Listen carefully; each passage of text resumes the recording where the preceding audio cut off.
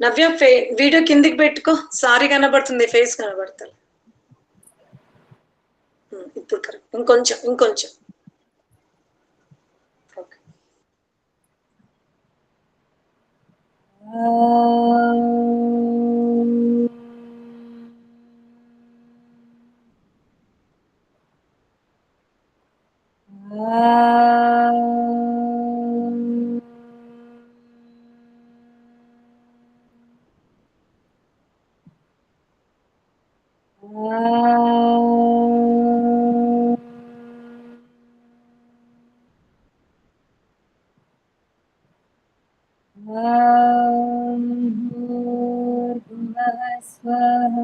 तत्सवितुर्वरेण्यं भर्गो देवस्य धीमहि धियो यो न प्रचोदयात्। ॐ असतो मा सद्गमया तमसो मा ज्योतिर्गमया मृत्योर्मामृतङ्गमया। ॐ सहना भवतु सहनौ भुनक्तु सह वीर्यं करवावहै तेजस्विनावधीतमस्तु मा विद्विषावहै। ॐ शान्ति शान्ति शान्तिः। అమ్మా నమస్తే, అందరికీ నమస్తే. అందరికీ నమస్తే. వేదాంత దర్శనంలోని మనం ద్వితీయ అధ్యాయంలోని తృతీయ పాదంలోని ఈరోజు 42వ సూత్రాన్ని చర్చించుకునే ప్రయత్నం చేద్దాం. కృత ప్రయత్నాపేక్షస్తు విహిత ప్రతిషిద్ధ వైయర్థ్యాదిభ్యః అంటే విధి నిషేధము ప్రామాణ్యం ఉన్నప్పటికీ, అంటే పరమాత్ముడు మనం గాం మాహింసిహి పశూన్ పాహి అక్షైర్మా దివ్యః కృషిమిత్ కృషస్వ కృణవంతో విశ్వమార్యం కుర్వన్న ఏవ ఇహ కర్మాని. ఇవి కొన్ని ఎలా ఉన్నవి అంటే పరమాత్ముడు ఇవి ఆచరించమని చెప్తాడు, ఇవి ఆచరించకూడదు అని చెప్తాడు. అంత మాత్రాన దుష్ట కర్మలు చేస్తున్న వాడికి పరమాత్ముడి ప్రేరణ లేదు అంటే అక్కడ పరమాత్ముడు ప్రేరణ ఇస్తున్నాడని, అటులనే మంచి కార్యములు చేస్తున్న వారికి కూడా పరమాత్ముడు ప్రేరణ ఇస్తున్నాడని ఈ అపోహలు ఉండద్దు. పరమాత్ముడు ఇరువురికి ప్రేరణ ఇవ్వడు, అది మీరు తెలుసుకోవాలి. మంచి కార్యం చెయ్యాలన్నా దుష్ట కార్యం చెయ్యాలన్నా పరమాత్ముడు ప్రేరణ ఇవ్వడు. చాలా జాగ్రత్తగా వినండి. పరమాత్ముని ప్రేరణ గనక జీవుని యొక్క అభిమతము లేకుండా, జీవుడి యొక్క విన్నపం లేకుండా పరమాత్ముడు ప్రేరణ ఇస్తే మరి స్వాతంత్రానికి అర్థం ఏంటి? స్వతంత్ర కర్త. మానవ జన్మలో జీవుడు కర్మ చేయుటలో స్వతంత్రుడు అంటుంది శాస్త్రం. మరి ఎప్పుడైతే భగవత్ ప్రేరణ ఉంటుందో అంటే ఒక రకంగా జీవుని యొక్క కర్తృత్వాన్ని, జీవుని యొక్క అభిమతమును పరమాత్ముడు ఛిన్నం చేసిన వాడవుతాడు. అందుకనే గుర్తు పెట్టుకోండి, పరమాత్మని ప్రేరణ మంచిలో ఉండదు, చెడులో ఉండదు. మరి ఎవరికి దొరుకుతుంది పరమాత్మని ప్రేరణ? శాస్త్రం అబద్ధం చెప్పదు కదా. మరి ఎవరికి దొరుకుతుంది అని అంటే ఇక్కడ చక్కగా చెప్తున్నాడు. ఎవరైతే రాగద్వేష రహిత మనస్సుని తయారు చేసుకున్నారో, స్వార్థ చింతన ఉండదు, రాగద్వేష రహిత మనస్సు, స్వార్థం ఉండదు, అటువంటి ఆత్మ ఒక సంకల్పమును తీసుకుంటది. నేను ఈ ఊరిని ఉద్ధరించాలి అని. అక్కడ స్వార్థరహిత శుద్ధ మనస్సుతో కూడిన ఆత్మకు భగవంతుడు తప్పకుండా ప్రేరణ ఇస్తాడు. ఇది నువ్వు చేపట్టాలా, చేపట్టకూడదా? చాలా జాగ్రత్తగా వినండి. ఎవని ఆత్మ అయితే రాగద్వేష రహిత మనస్సుని తయారు చేసుకుందో, ఎవరిలో లోక కళ్యాణం మాత్రమే చెయ్యాలని ఉంది, స్వార్థము లేదో, అట్టి ఆత్మ లోకోపకారంకు ఒక కార్యమును చేపట్టాలి అనుకుంటది. ఆ కార్యములో ఇతనికి గ్రామస్తులు సహకరిస్తారా, సహకరించరా? ఏమైనా విఘ్నాలుంటాయా? ఏవైనా ఎదుర్కోవలసి వస్తుందా? అన్ని దృష్టిలో పెట్టుకొని అక్కడ భగవంతుని యొక్క సంకేతము ఆ ఆత్మకు లభిస్తుంది. ఒకవేళ గ్రామస్తులు ఇతను చేపట్టినటువంటి కార్యమునకు విఘ్నము కలిగిస్తారు అన్నప్పుడు పరమాత్ముడు పెద్దగా ప్రేరణ ఇవ్వడు, అంతర్గతంగా ఉత్సాహం దొరకదు ఆత్మకి. ఎందుకు? అది లోక కళ్యాణం కోసమే కదా. ఎందుకు ఉత్సాహం దొరకలేదంటే భగవంతునికి అక్కడ ఉన్నటువంటి మనుషుల యొక్క దుష్ట స్వభావం తెలుసు, దుష్ట ప్రవృత్తులు తెలుసు భగవంతునికి. అందుకని లోకోపకారము కోసం చేపట్టిన కార్యమైనా సరే వీడికి విఘ్నము కలుగుతుంది, దుఃఖం ఏర్పడుతుంది, అవరోధాలు ఏర్పడుతవి అని పరమాత్ముడు అక్కడ మాత్రం జీవునకు పూర్తిగా తన అభిమతాన్ని ఇవ్వడు. ఇది మీరు తెలుసుకోవాలి. ఇక ఎక్కడైతే విఘ్నం ఉన్నప్పటికి కూడా ఆ కార్యములో అతనికి చక్కటి సామర్థ్యం ఉంది, ఆత్మధైర్యం ఉంది, లోకముని లోక ప్రజలు పెట్టే విఘ్నాలను ఎదుర్కోగలిగే శక్తి ఉందని ఆత్మ, అట్టి దృఢమైన ఆత్మ ఉందనుకోండి. ఇక్కడ బలహీనమైన ఆత్మ, మంచి ప్రవర్తన ఉంటది, ఉండదని కాదు, మంచి ఆచరణ ఉంటది, సదాచారుడే, ధర్మప్రియుడే, స్వార్థరహితం, కానీ పిరికివాడు, కృంగిపోతాడు. అట్టి ఆత్మకి పరమాత్ముడు పూర్ణ ప్రేరణ ఇవ్వడు.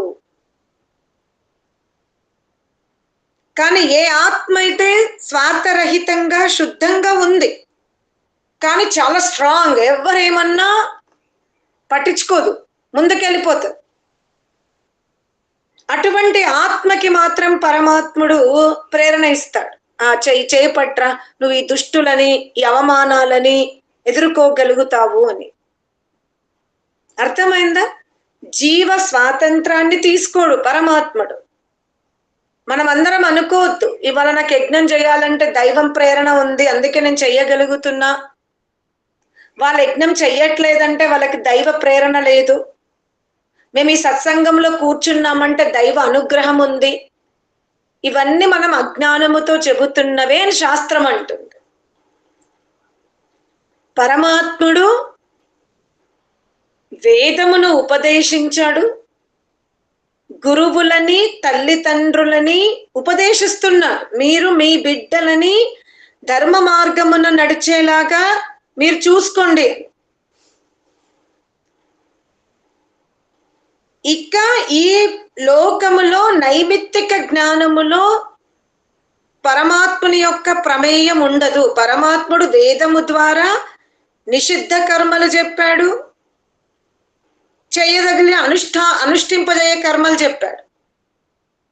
జీవుడి లోకానికి వచ్చాడు, అతని కంటే ముందు అనుభవమైన తల్లిదండ్రులు, గురువులున్నారు. కావున ఈ జీవుడు వచ్చిన లోకములో అనుభవజ్ఞులైన తల్లిదండ్రులు ధర్మాత్ములుగా ఉంటే, సత్యప్రియులుంటే, అహింసావాదులుంటే, గురువు కూడా యథార్థ జ్ఞానాన్ని ఉపదేశిస్తే ఈ ఆత్మలో ఎటువంటి స్మృతులున్నా, ఎటువంటి వ్యసనములున్నా, ఎటువంటి కుసంస్కారాలున్నా స్వాతంత్రము లభించింది కదా అని తనలో ఉన్నటువంటి దుర్గుణాల ద్వారా జీవుడు జీవించలేడిక. ఎందుకంటే అతనికి ముగ్గురున్నారు అక్కడ. తల్లి, తండ్రి, గురువు హెచ్చరిస్తారు. నువ్వు ఈ కార్యం చేపట్టావంటే ఇది అమర్యాద అనబడుతుంది, దీని ఫలం ఇది, దీని ఫలం ఇది అని అక్కడ తల్లి, తండ్రి, గురువు చెప్తారు. కనుక జీవుడు ఈ లోకానికి వచ్చినప్పుడు ఎటువంటి దుష్ట ప్రవృత్తితో వచ్చినా తల్లి, తండ్రి, గురువుల యొక్క సంకేతం వల్ల, గురువుల యొక్క ప్రేరణ వల్ల తనలో ఉన్నటువంటి దుష్టత్వాన్ని కప్పిపుచ్చుకొని వాళ్ళకు అనుకూలంగా వ్యవహరించడానికి అవకాశం ఉంటుంది జీవునకు. దీర్ఘకాలం ధర్మ మార్గంలో వెళ్ళాడు. అలానే అతనిలో ఉన్నటువంటి వ్యసనాలు ఇవన్నీ సన్నగిల్లాయంటే సన్నగిల్లుల యోగాభ్యాసం చేయలేదు కాబట్టి అవి అక్కడే ఉన్నవి. కానీ దీర్ఘకాలము నుండి తల్లి, తండ్రి, గురువు ఉపదేశం వల్ల ధర్మాచరణ చేస్తున్నాడు. ఇప్పుడు ఆయనకి ఆ ధర్మాచరణ వల్ల కలుగుతున్నటువంటి ఏదైతే ప్రసన్నత ఉందో, ఏదైతే యశస్సు ఉందో ఆయనకు అది ఆనందాన్ని ఇస్తుంది.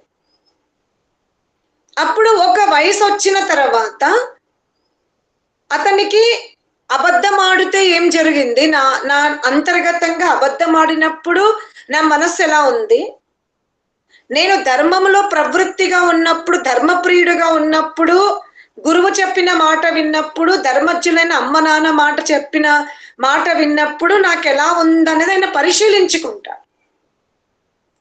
పరిశీలించుకొని తన దుష్టత్వాన్ని అంచగొట్టుకొని ముందుకెళ్తాడు. ఇక యోగాభ్యాసం కూడా చేశాడు అనుకోండి. కర్మని గురువుల సంకేతముతో, అమ్మ నాన్న సంకేతముతో కర్మలు మార్చుకున్నాడు. యోగాభ్యాసముతో తనలో ఉన్నటువంటి సంస్కారాలన్నింటినీ కూడా విచ్ఛిన్నం చేసుకుంటున్నాడు. ఇక్కడ ధర్మ ప్రవృత్తి గురువు, తల్లిదండ్రుల ద్వారా సంపాదించుకున్నాడు. యోగాభ్యాసం చేసి మలినాలను తొలగించుకున్నాడు. ఇతని కంటే ముందు యోగి అయినా, తపస్వి అయినా, జీవన ముక్తుడైన గురువు ద్వారా అంతర్ముఖంగా పరమాత్మని పొందాలి అంటే ఏంటి ఉపాయాలను తెలుసుకున్నాడు. ఇక తన జీవితాన్ని చాలా ఉన్నతంగా మార్చుకుంటాడు. ఇక్కడ అతని యొక్క పరతంత్రతని పరమాత్ముడు లాక్కోలేదు. జీవుడే వివేకి అయి ధర్మ మార్గాన్ని అనుష్ఠింపజేసుకున్నాడు. యోగ మార్గము ద్వారా మనస్సులో ఉన్న దుష్ట వ్యసనాలని తొలగించుకున్నాడు. ఇంకా తీవ్ర సమాధి ద్వారా పరమాత్మ సాక్షాత్కారం చేసుకున్నాడు. చేసుకుని ఇక పరమాత్మునితో అంటాడు, నేను నీ యొక్క ఆజ్ఞ లేనిది, నీ ప్రేరణ లేనిది, నేను ఈ శరీరం ద్వారా ఏ ధర్మ కార్యాలు చెయ్యను. అధర్మం మీద నేను ఎప్పుడో వదిలిపెట్టిన, నువ్వు ఈ కార్యం మంచిది చెయ్యు అంటే నేను చేస్తా. ఇప్పుడు ఇతను ఇలా భగవంతుని ద్వారా సమర్పింపబడినటువంటి ఆత్మ,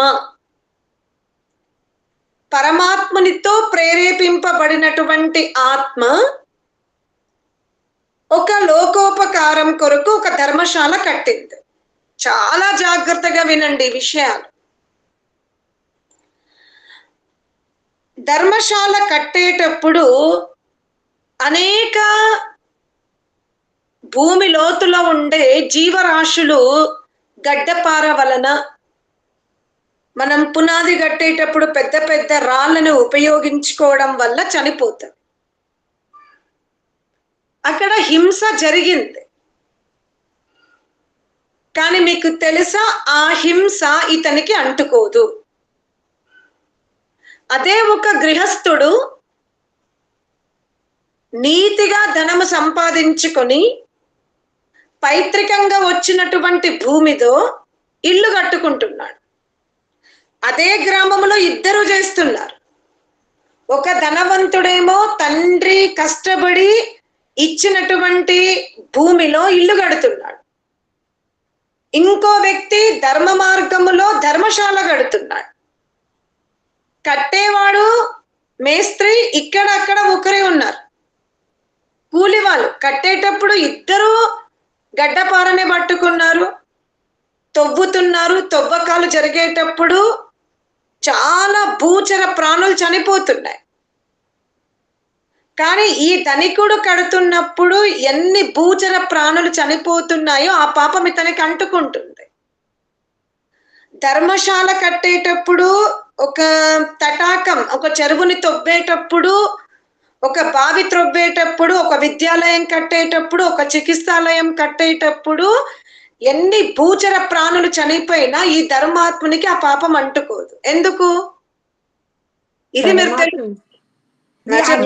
పరమాత్మని ప్రేరణతో నువ్వు ఏ మంచి కార్యం చేయాలన్నా పరమాత్మ నీ ప్రేరణతోనే చేస్తాను అని శరణు వేడుకుంటాడు కాబట్టి అమ్మ ఆయనకి ఎలాంటి అంటావు. మామూలుగా చేసే వాళ్ళకు మాత్రము ఆ పాపము, ఆ హింస యొక్క పాపం తగులుతుంది. అర్థమైందా? ఇప్పుడు ఆ ఇల్లు కట్టడం వల్ల ఆ ఇంట్లో వాళ్ళ అమ్మ నాన్న ఉంటారు, పితరులు ఉంటారు, పితామహులు ఉంటారు, యజ్ఞ యాగాదులు చేస్తారు. కానీ అక్కడ స్వార్థం ఉంది అతనికి. ఏంటి? నేను ఇల్లు కట్టుకున్నాను, ఇది యశస్సు కనుక ఇది మీరు గమనించుకోవాలి. భగవంతుడంటే కోరికలు తీర్చేవాడు, భగవంతుడంటే వివిధ అపోహాలలో ఉండకండి. ఈరోజు మనం టెక్నాలజీని తీసుకున్నాం. భారతదేశము ప్రపంచ దేశాలతో పోటీ పడాలనుకుంటుంది. ఆ ఆశయం చాలా మంచిది. కానీ భారతదేశంలో 2 విద్యలు చాలా గొప్పవి. ఒకటి ఆధ్యాత్మిక విద్య, రెండవది అగ్రికల్చర్. ఈ భారతదేశము అమెరికా దేశస్థం నుండి వ్యాపారంను సంప్రదింపులు చేసుకున్నా, చైనా నుండి కొనుగోలు చేసుకున్నా, దుబాయ్ నుండి కొనుగోలు చేసుకున్నా, ఆర్థికంగా వృద్ధి ఉన్నప్పటికీ ఎందుకు మన దేశము వెనుకబడి ఉంది అంటే మనం రెండింటిని చాలా కిందికి పరేసుకున్నాం. ఒకటి ఆధ్యాత్మిక తత్వాన్ని, రెండవది అగ్రికల్చర్ని. మీరు ఏ దేశవాసులైనా చూడండి, వాళ్ళ దేశం యొక్క కెపాసిటీని, వాళ్ళ దేశం యొక్క ఉత్పత్తిని వాళ్ళు చాలా స్వాభిమానముతో ఇతర దేశాలకు ఇస్తారు. అంటే అక్కడ ఉన్నటువంటి వ్యవస్థ, ఆ దేశంలో జరుగుతున్న విద్యనండి, ఆ దేశంలో ఉన్నటువంటి, ఇప్పుడు జర్మనీకి వెళ్ళామనుకోండి, జపాన్కి వెళ్ళిన, జపాన్లో బయాలజీ, మెడికల్ సంబంధించిన ఏవైతే మనకు ఔషధాలు తయారవుతాయో ఇటువంటి విద్య అక్కడ జపాన్లో చాలా ఎక్కువ ఉంది. వాళ్ళేం నేర్పించరని కాదు, నేర్పిస్తారు. ప్రపంచం నుండి ఏ కోణం నుండైనా జపాన్కి వెళ్ళి నేర్చుకోవచ్చు. కానీ ఆ దేశవాసులు చేసినది ఏంటంటే, మనం జపాన్కి వెళ్తే అక్కడ స్టడీ చేయాలనుకుంటే వాళ్ళ భాష నేర్చుకోవాలి. అది మీరు తెలుసుకోండి. అంటే వాళ్ళ భాషని వాళ్ళు ఏం చేస్తున్నారు? రక్షించుకుంటున్నారు. అలానే వాళ్ళేం ఇతర దేశాలని కింది చూపు చూడట్లే. అంటే అక్కడ వ్యవస్థ అలా ఉంది. అమెరికాకి వెళ్ళామనుకోండి, వాళ్ళక్కడ వేషధారణ, వాళ్ళ యొక్క సాంప్రదాయాన్ని వాళ్ళు పతనం చేసుకోవట్లే. మనది ఇంత గొప్ప ఆధ్యాత్మిక తత్వం, ఇంత గొప్ప జీవనానికి మన భారతదేశంలో 2 ఆయుధాలు చాలా గొప్పవి. ఒకటి ఆత్మ భోజనం, రెండవది శారీరక భోజనం. ఇక్కడ ఇండియాలో పండుతున్నటువంటి పంట అంటే భోజనానికి అనుకూలమైన భూమి భారతదేశం. మట్టి అటువంటిది, ఇక్కడ అంత గంధము నిండి ఉంది ఈ భూమిలో. అలాగే ఆత్మతత్వాన్ని కైవల్యం వైపు తీసుకెళ్ళగలిగే శాస్త్రాలున్నవి భారతదేశంలో. కానీ ఈ రెండింటిని మనం ఏం చేస్తాము? అనాదరకు గురి చేస్తాం. అసలు పరమాత్ముడంటే పాపాలను క్షమిస్తాడు. పాపాలని ఎప్పుడు క్షమిస్తాడు? ఎప్పుడు పాపములు క్షమింపబడతాయి? ఏమీ తెలియకుండా కొబ్బరికాయ కొడతాము. ఎన్నో రకాలుగా అజ్ఞానం వ్యాపించి ఉంది. అసలు దైవాన్ని, దైవ తత్వాన్ని జీవుడు ఆస్వాదించకుండానే వెళ్ళిపోతున్నాడు. మానవ జన్మలోకి వచ్చి చూస్తే మరి గుడికి వెళ్ళామంటే వెళ్ళినాం, హిందువులుగా అంటే ఉన్నాం, బాబాల వెనుక ఉన్నామంటే ఉన్నాం, గురు పరంపరలో ఉన్నామంటే ఉన్నాం. కానీ ఏం చేసాం? ఆ గురు పరంపరలో ఉండి బాబాల వెనుక ఉండి ఏం చేసాం? మనం భగవంతుణ్ణి ఆస్వాదించగలిగామా? ఒక 5 నిమిషాలు సుఖాసనం వేసుకొని నిష్టగా కూర్చోగలిగామా? లేదు. బాబాల పూజకే సరిపోయింది మన జీవితం. అది గమనించుకోండి. పరమాత్ముడు అందరికీ ప్రేరణ ఇవ్వడు. జీవుని యొక్క స్వాతంత్రాన్ని పరమాత్ముడు ఎక్కడా విచ్ఛిన్నం చెయ్యడు. అందువలన రాగద్వేష రహితుడైన, యోగాభ్యాసముతో తనని తాను పవిత్రం చేసుకున్న ధీరుడైన అటువంటి ఆత్మకి మాత్రమే పరమాత్ముడు ప్రేరణ ఇస్తాడు. ఇప్పుడు చూడండి, ధియో యోనః ప్రచోదయాత్ విశ్వాని దేవ సవితరు దురితాని పరాసువ యద్భద్రం తన్న ఆసువ. మన వైదిక సిద్ధాంతానికి ఈ 2 తీసుకోండి. ధియో యోనః ప్రచోదయాత్, మనం గాయత్రి మంత్రం చదివేటప్పుడు భగవంతుణ్ణి అడుగుతున్నాం, నా బుద్ధిని శ్రేష్టమైన మార్గం వైపు ప్రేరేపించుమని అడుగుతున్నాం. విశ్వాని దేవ, నాలో ఉన్న సమస్త దుర్గుణాలు దూరం అవ్వాలని భగవంతుణ్ణి అడుగుతున్నాం. అడిగినంత మాత్రాన దుర్గుణాలు దూరమైనవా? నా బుద్ధికి శ్రేష్ఠ మార్గం నడిపించమన్నంత మాత్రాన బుద్ధి నడుస్తుందా? ప్రార్థన వేరు, అడగడం వేరు, ప్రయత్నం వేరు. ఎప్పుడైతే జీవుడు తల్లిదండ్రుల ద్వారా గురుముఖముగా సత్సంగానికి వెళ్ళి నిత్య జీవితములో నువ్వు నీ బుద్ధిని ఈ దిశకి ఉపయోగించుకున్నావు అంటే అది సద్బుద్ధి. ఈ మార్గంలో ఉపయోగించుకున్నావు అని అంటే అది దుర్బుద్ధి అని మనం ముందు శ్రవణం గురుముఖంగా విన్నాం. మళ్ళీ దాన్ని ఆవులాగా నెమరవేసుకున్నాం. మీరు ఆవులని చూడండి, అది గడ్డి వెయ్యగానే ముందు మొత్తం కడుపులో నింపుకుంటది, ముందంతా తీసేసుకుంటది. అది ఒక భాగములో స్టోరేజ్ చేసుకుంటది. దానికి రెండవ భాగంలోకి వెళ్ళిన తర్వాత మొదటి భాగం అంతా అది స్టోరేజ్ చేసుకొని పక్కకెళ్ళి కూర్చొని ఇప్పటిక నెమ్మదిగా అది ఏం చేస్తుందంటే రెండవ భాగంలోకి వెళ్ళినటువంటి రెండవ భాగం ఉంటుంది దానికి, అంటే రెండవ స్టెప్పులో అది ముండ్లు అంటే మొల మింగుతుంది, పనికిరానివన్నీ ప్లాస్టిక్ కవర్ మింగుతుంది, అది అన్ని మింగేస్తుంది, దానికి తెలియదు. కానీ అది రెండవ విభాగంలో స్టోర్ అవుతుంది. అందుకనే శ్రవణం అంటే ముందు మనం అన్ని వినాలి, మంచి చెడు గురుముఖంగా వినేసాం. ఇప్పుడు ఏకాంతంలో కూర్చొని విన్నదాన్ని మనం మననం చేయాలి. ఎలా ఆవు తను తీసుకున్నటువంటి ఆహారమును ఇంకో విభాగంలోకి పంపించేటప్పుడు అక్కడ ఉన్న ప్లాస్టిక్ కవర్ని అక్కడే పెట్టేస్తుంది. అది దానికి శరీరానికి మింగేటప్పుడు అన్ని మింగిన దానికి వద్దనుకున్నాయని రెండో భాగంలో ఉంటది. అలాగే మననం, మనం వినేటప్పుడు మంచి విన్నాం, చెడు విన్నాం, కానీ జాగ్రత్తగా మననం చెయ్యాలి. తర్వాత మూడో భాగానికి పంపిస్తుంది, రసాన్ని పంపిస్తుంది, నమిలి నమిలి నమిలి నమిలి పంపిస్తుంది. అలాగే మనం మననం చేసి ఏది సత్యం ఏది అసత్యం అని మననం చేసి నిధిధ్యాసనం చర్చించాలి, బాడీకి అంతా వితరణ చేసుకోవాలి. ఆ తర్వాత సాక్షాత్కారం, శక్తిని పొందాలి. ఒక పశువే తాను తీసుకున్న అక్కడ ఉన్నటువంటి పదార్థాన్ని ముందు మొత్తం తీసుకుంటది, తర్వాత అక్కడ విభజించుకుంటది, తర్వాత దాన్ని రసముగా మారుస్తుంది, తన శరీరంలోకి శక్తిగా విభజించుకుంటున్నప్పుడు మానవుడు కూడా తల్లి తండ్రి గురువు స్వీయ బుద్ధితో మననం చేసి అందులో ఏది సత్యం ఉంది ఏది అసత్యం ఉందో తెలుసుకొని అసత్యాన్ని జల్లడబట్టి శుద్ధమైన దాన్ని జీవితంలో స్వీకరించాలి. అందుకని ఈ రోజు భారతదేశంలో ఆధ్యాత్మిక విద్య చాలా ఉన్నతమైనది, ప్రపంచానికి అందుబాటులో లేని విద్య. కానీ దేవుడంటే ఆ గుడికెళ్ళు, కొబ్బరికాయ కొట్టు, అభిషేకాలు చెయ్యు, ప్రదక్షిణలు చేసుకో, వచ్చేసే. అది కాదు. జన్మాంతరాల నుండి మనతో నిత్యము మోక్ష పర్యంతము కైవల్య ప్రాప్తి కొరకు ఏ బుద్ధి, ఏ మనస్సు, ఏ దశ ఇంద్రియాలు మనతో యాత్ర చేస్తున్నవో అందులో మనం ఎటువంటి జ్ఞానాన్ని నింపుకున్నాం, ఎటువంటి స్మృతి ఉంది అని చర్చించడానికే ఆధ్యాత్మిక మందిరాలు. వాటిని పూజా మందిరాలుగా మార్చినం, కానీ అవి నిజంగా పూజా మందిరాలు కాదు. మనని మనం కూర్చొని అభ్యాసం చేసి నెమర వేసుకొని రసాన్ని తాగే మందిరాలు అవి. మరి నేను ఎవరు నన్ను అంటే కోపం వస్తుంది. చాలా మంది ఆర్య సమాజ క్షేత్రంలో ఉంటారు, వివిధ ఆధ్యాత్మిక క్షేత్రంలో ఉంటారు.